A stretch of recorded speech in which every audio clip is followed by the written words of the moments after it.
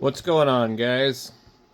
All right, so we got a couple topics. They're not like my usual topics, but one of these is how to use a ham radio in an emergency. That's like a trending topic. Any question? A lot of preppers and stuff like that. People that don't even really know. They're like, ham radio. Well, that's like CB radio. And you can get that question quite a bit. But so there's all kinds of debates about this or that. And as far as I know, holding the highest amateur radio license doesn't mean I know everything in the world, but as far as I know, if there's an actual life-threatening emergency, you can use a ham radio to call for help or do whatever. I mean, what are they going to do? Lock you up? If you need help, you need help. Screw their rules and regulations. If you are dying somewhere and you have a radio and it will transmit on police frequencies, wouldn't you do that and call for help, or would you just die because you don't want to get in trouble? So, some of this stuff's pretty ridiculous, but then you get the people that are like, well, it was an emergency when it really wasn't. And then they don't understand why they're in trouble because they did something that they weren't supposed to do. Maybe they had a little HT that would transmit on analog police or first responder frequencies, and they called for help, or they did something. You can get yourself into quite a bit of crap by doing that. I mean, you can sit here on the ham bands and pretty much do whatever the hell you want. You'll never get in trouble. But the minute that you screw around and catch the attention of any government agency on their own frequencies, you're going to be in deep crap. So the basic thing is, if you're like a camping type person, you're a hiker or whatever, buy yourself a Bofang, a UV5R, program it, put some GMRS frequencies in it, put ham radio simplex frequencies in it. If you know you're in an area that you're going to be in a lot, figure out ham radio repeaters. And if you're going to go through all that trouble, just take the test and study and get your technician license. Technician license is super easy to get. You pretty much have to pass that test in order to be smart enough to know how to operate a handheld on a repeater of any kind. Okay? If you can figure out how to program a Bofang radio and set it up for repeater operation, you have what it takes to become a ham radio operator and get your technician's license. It's as simple as that. So, everything else is just a fucking excuse. And I don't want to hear the excuses.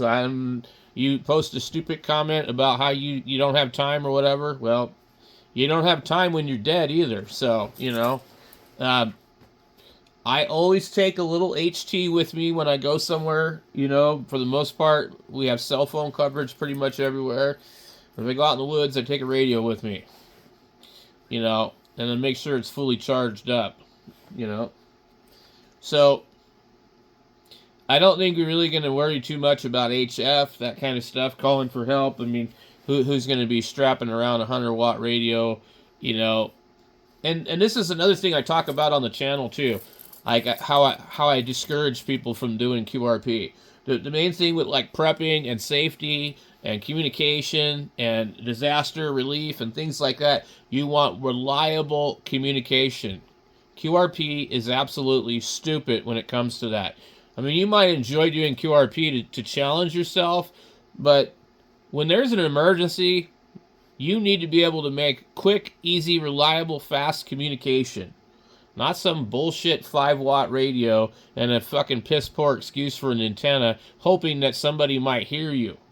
That's not the situation that you want to be when you're in a bad spot. So, I don't endorse QRP. It has its place, but like for reliable communication, portable communication, I mean, you want something that you can deploy rapidly and you can get help, okay? This isn't about ham radio. Ham radio is a whole other thing, but this is like reliable communication. And So I don't think most people that are going to be capable of that are not able to pass the general class license either. So, and in 10 meters, you can get 10 meters with a tech license. But I mean, like, if you're ready to make an emergency call on HF, you should already be a licensed ham anyways, okay? And if you think you're going to call for help on a CB radio, it better be during the daytime when there's skip, because at night, nobody's going to hear you probably. There's nobody, the people just are not on CB radio like they used to. Truckers are not on CB radio.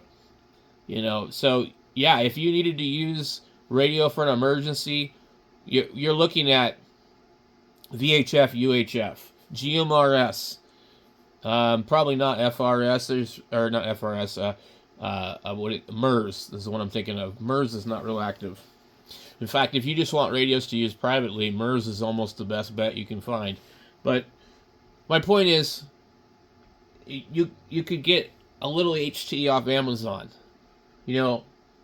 All kinds of ones. You could even buy one that you could program from your phone. There's tons and tons and tons of stuff. But the likelihood that somebody's in an actual emergency and they need to use an HF radio and they actually know how to use it are almost slim to none. Okay? Because the person that knows how to do that is already licensed, or they had their license lapse. So basically, if that's you, get out there and renew your license. Get back in the hobby. It's $35. That's like, that's going to the gas station for me. So I don't know. I would encourage anybody that's interested in this topic to just kind of look and see what do you need to do to get your technician license. But yeah, if you're, out camping and hiking and you fall off a cliff and you got a UV5R, call for help. You're not going to get in trouble, man. I mean, seriously. So it's not a complicated topic. It's really a topic of, like, if you're in the position to know enough how to operate this device to call for help, then you probably have what it takes to pass the test quite easily.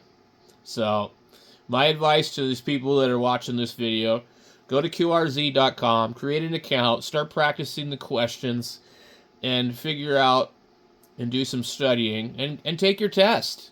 Figure out where you can go take it. I believe that, there's a lot of online tests now. I don't know. When I got licensed, that wasn't an option. This is something that started around 2020. But for emergency preparedness, there's one of my favorite radios, and just because I'm used to using it, is just one of these UV5Rs. This one's so bad the volume sucks on it now. You see the buttons are all worn off. But for $20 on Amazon, I mean, you can get a crazy radio like the Quansheng, the UVK5. It picks up airband. It'll pick up CB radio if you have the right antenna. I mean, they're a little bit more tricky to program.